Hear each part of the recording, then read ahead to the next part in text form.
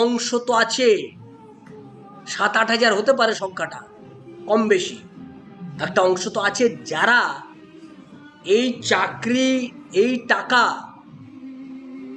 যারা এই টাকাটা, আপনাদেরকে বলি, যারা এই চাকরিটা পেয়েছে টাকার বিনিময়, তারা যখন দেখবে যে আমার চাকরিটা চলে গেছে, আমার সামনে আর কিছু নেই, তারা তো সঙ্গে সঙ্গে ঝাঁপিয়ে পড়বে তৃণমূল নেতা যার কাছে সে টাকাটা দিয়েছিল,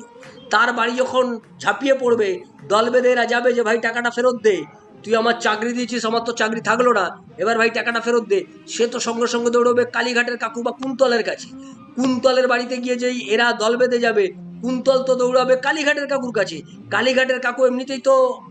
অর্ধমৃত অবস্থায় পড়ে আছে